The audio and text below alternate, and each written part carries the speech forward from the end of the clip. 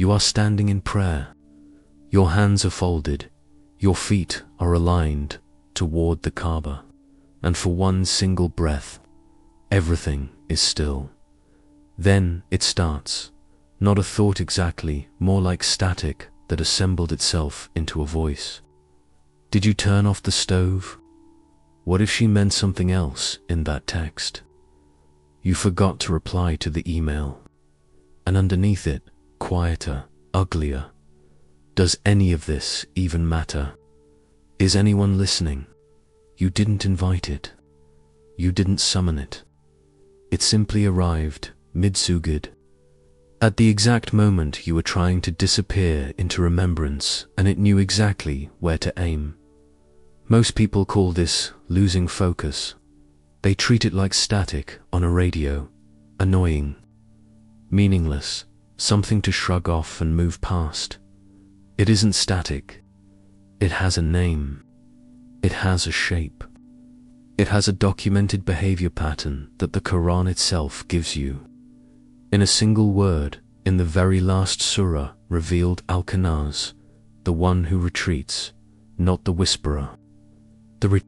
And once you understand why the Qur'an named it by its retreat rather than its attack, you will never experience waswasa the same way again.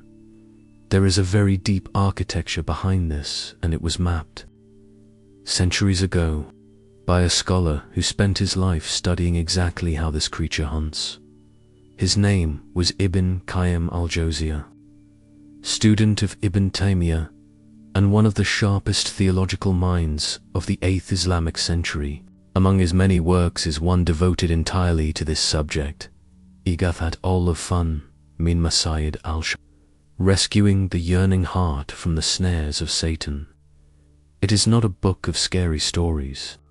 It is closer to a field manual. Ibn Qayyim treats waswasa the way a physician treats a pathogen. Identify its entry points, its rhythms, its preferred hosts, its weaknesses. He was not interested in making you afraid of the Khannas. He was interested in making you accurate about it, because inaccurate fear is exactly what a Khannas feeds on.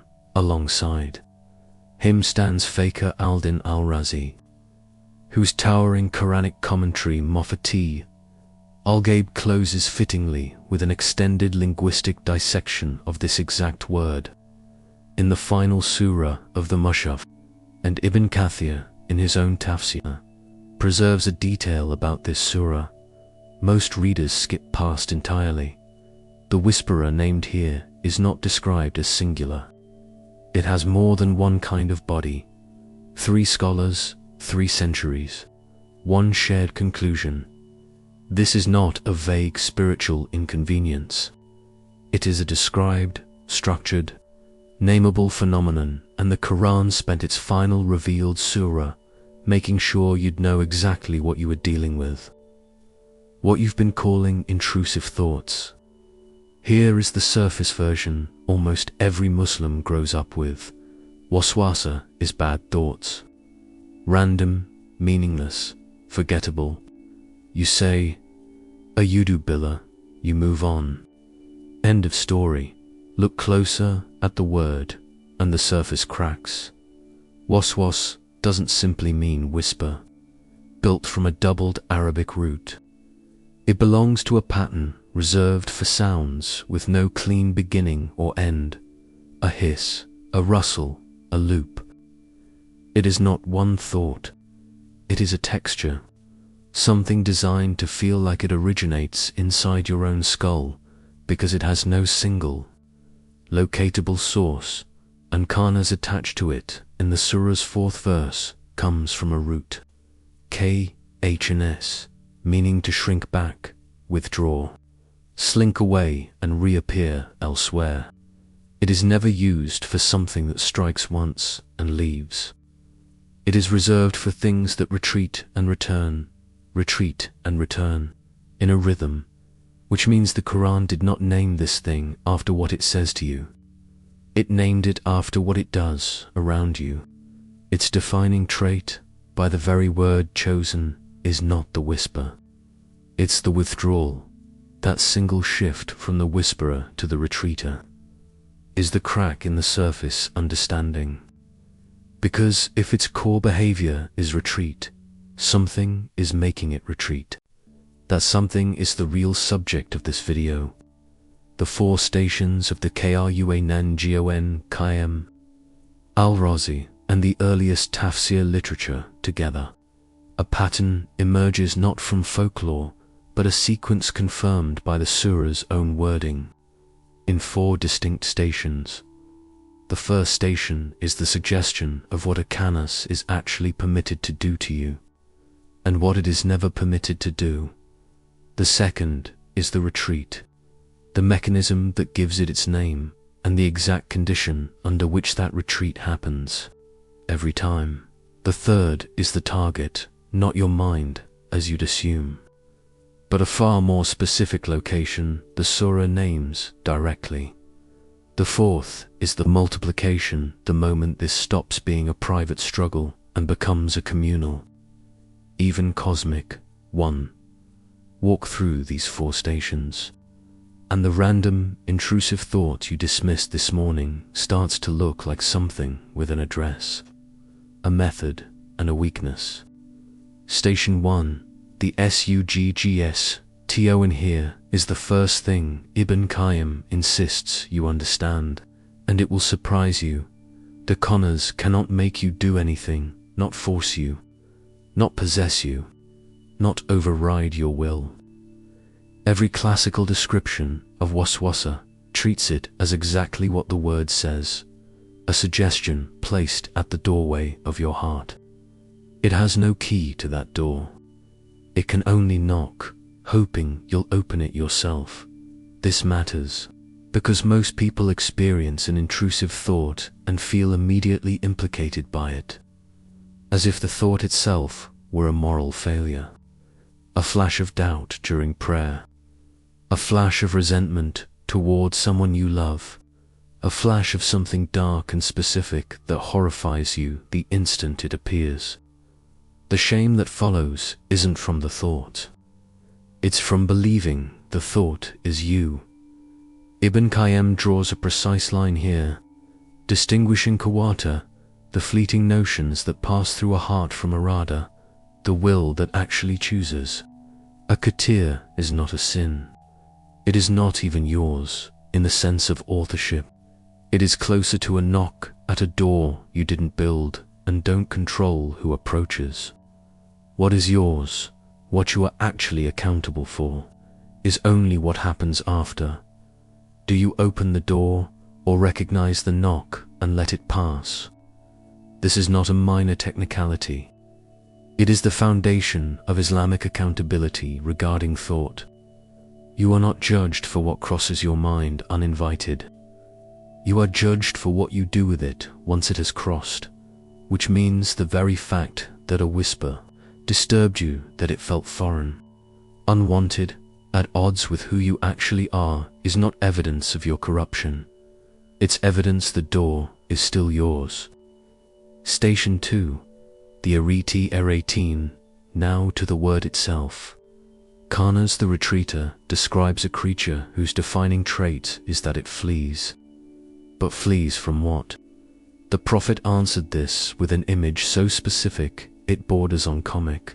When the call to prayer is raised, Shaitan turns and runs, so unsettled by the remembrance in the adhan that, as preserved in Bukhari and Muslim, he retreats loudly enough to avoid hearing it, only to creep back the moment the call ends, whispering between a person and their own heart until they lose count of their prayer. Notice the shape of that hadith. It isn't a single expulsion. It's a cycle. Retreat at remembrance. Return to forgetfulness. Retreat again. Return again. This is not a battle with a final victory. It's a rhythm, constant as breathing, built entirely around one exposed weakness. It cannot survive sustained dhikr, but it thrives the instant your attention drifts. This is why the earliest scholars insisted that arguing with a whisper is almost always a losing strategy. You cannot out-reason a Khannas because it isn't offering you a reasoned position. It's offering you a hook, hoping your attention snags long enough for heedlessness to set in. The one thing it cannot survive is the thing it's named after fleeing from: remembrance, spoken or silent, returning your attention to the one who sees you, which reframes the entire experience of Waswas. It is not a sign that your Dhikr has failed. It is Dhikr's proof of function. The whisper intensifies right before remembrance and dissolves right after, not because remembrance is fragile, but because it is precisely what a Khannas cannot tolerate being near. You've likely felt this and called it random. It was never random. It was retreating. Station 3, the Targit, here the surah, does something almost startling in its precision. It doesn't say the Khannas whisper in your mind. It says it whispers fi, sudur and nas in the breasts, the chests, of people, not the intellect. The chest is the seat, in the Quranic worldview, of Aman itself, where certainty, attachment, and love reside, as distinct from the seat of pure calculation. This is not a linguistic accident. It tells you the Khannas are not primarily interested in your logic. It is interested in your attachments, what you love, what you fear losing, what you're most certain no one else knows about you. Here a secular lens sharpens rather than dilutes the picture. Contemporary psychology documents something that maps onto this almost exactly: the ironic process of thought suppression. Identified in experiments through the 1980s and 90s, instructing a person not to think of something, a white bear, in the famous study, reliably makes that exact thought intrude more, not less. The harder the mind pushes a thought away, the more resources it dedicates to monitoring whether the thought is gone, and that monitoring keeps summoning it back.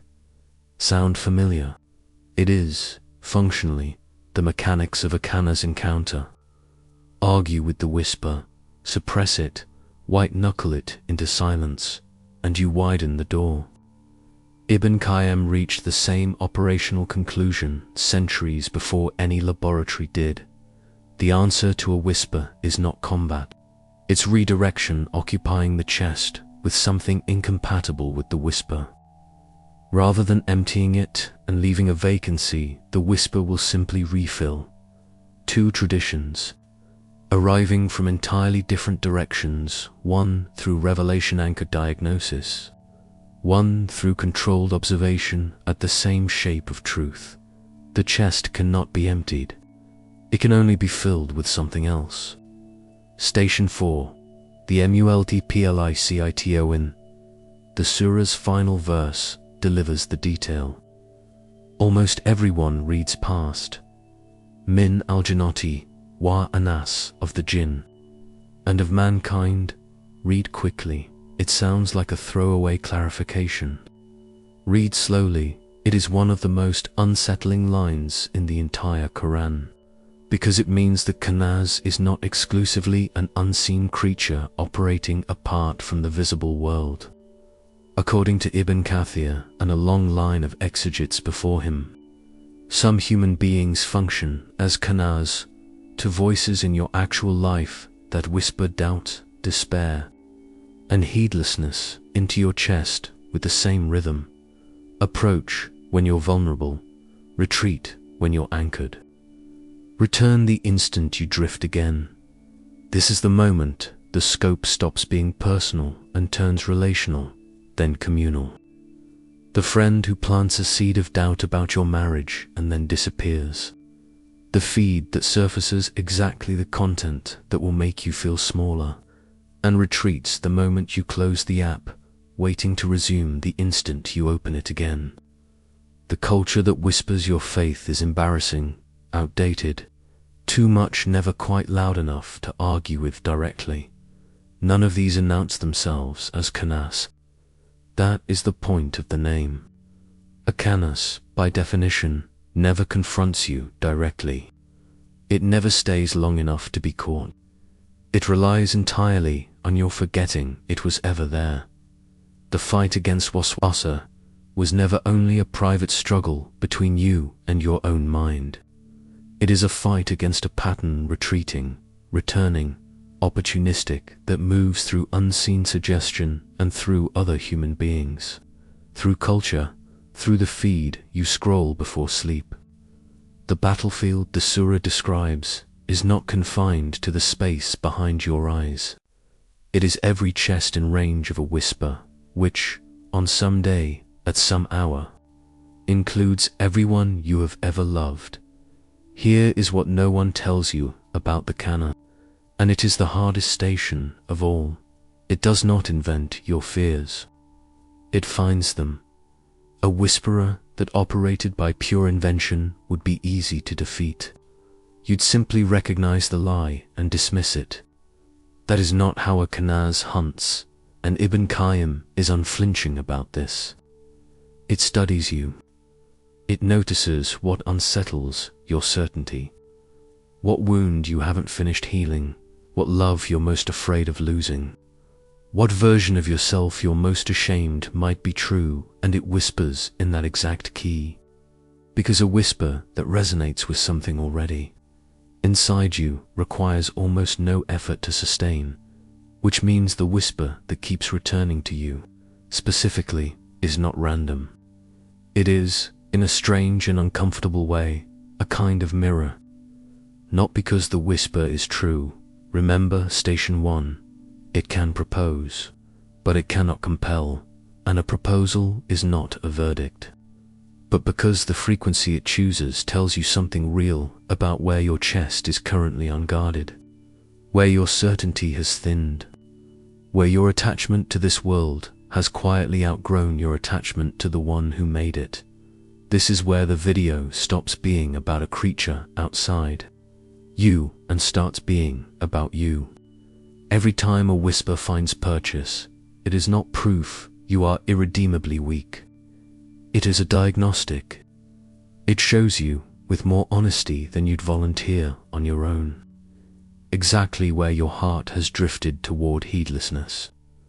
Because that drift is the only soil a Khannas can plant in. You wanted to believe the whisperer was purely external, a foreign invader with nothing to do with your own state. The Qur'an's own architecture won't let you off that easily. It retreats at your remembrance and returns at your forgetting. Its entire pattern of movement is charted by your condition, not its own initiative. The Khannas are not the main character here. You are. It only shows up where you've already left a door ajar. Here is the reframe that turns this from a horror story into something closer to mercy. If the Khannas retreats every time you remember, and returns every time you forget, then its very persistence is not aimed purely at your destruction. It is, whether it intends to or not, a mechanism that summons you back to remembrance far more often than you would summon yourself, left alone. How many times a day would you actually return your attention to Allah, unprompted, with no external trigger at all? For most people, honestly, not many. But a Khannas whispering in the gaps of your attention forces those gaps into view, moment by moment, and every time you meet its whisper with Dhikr instead of despair, you are not merely surviving an attack. You are being handed, again, the exact practice your soul needed and would not have sought on its own. Ibn Qayyim frames the struggle this way. The war with the Khannas is not a punishment layered on top of faith. It is one of the primary instruments by which faith is built, tested, and strengthened retreat after retreat, return after return, for an entire lifetime. A believer with no whispers to resist is not a believer with a stronger heart. Often, the scholars note, it is the opposite. A heart shaitan no longer considers worth the effort, which means the discomfort you feel when a whisper lands mid-sujood is not evidence you're losing. It is evidence you are still, in the eyes of the unseen, worth fighting for. Ibn Qayyim leaves you with something usable, not just something to contemplate. When a whisper lands during prayer, before sleep, in the middle of an ordinary afternoon, do not argue with its content. Do not interrogate it, rehearse it, or try to reason your way to its defeat. Every moment spent negotiating with a khannas is a moment its whisper occupies your chest rent-free. Instead, name it briefly, without drama. This is a khannas, not a verdict. Then do the one thing its nature cannot survive, being near, turn immediately toward remembrance. Ayudu billahi min ash-shaytan irajim, spoken or simply meant. A return to the words of your prayer instead of the argument in your head. A single ayah recited with attention instead of habit. You do not need to win the argument. You only need to change the room. The station of retreat is not a metaphor. It is a described, repeatable mechanism meant to be used daily, deliberately. The way you'd use any tool whose function you finally understood. Do this across enough ordinary days, and something shifts. Not the absence of whispers that was never promised, but the speed of your return. The whisper still knocks. The door, more and more, simply doesn't open. You are standing in prayer. Your hands are folded, your feet are aligned, and for one single breath, everything is still. Then it starts the static, the doubt, the half-formed accusation that arrives exactly when you were trying to disappear into remembrance. You know what it is now. Not a formless nuisance. A khannas, the retreater, a described, patterned, opportunistic thing whose entire existence is organized around one exposed weakness. It cannot remain where you remember. It cannot force the door. It can only knock in the key of whatever is already unguarded in your chest, hoping you'll mistake its knock for your own voice. And every time it does, it hands you, without meaning to, the exact invitation your heart needed and might not have sought alone.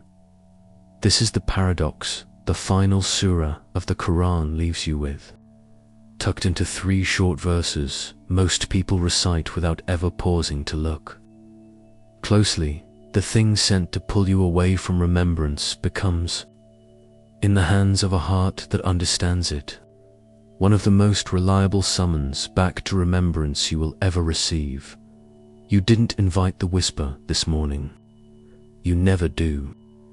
But you get to choose every time, whether it finds an open door or a chest already turned toward its Lord. The khannas will retreat again. It always does. The only question that has ever mattered is what you were doing the moment it fled.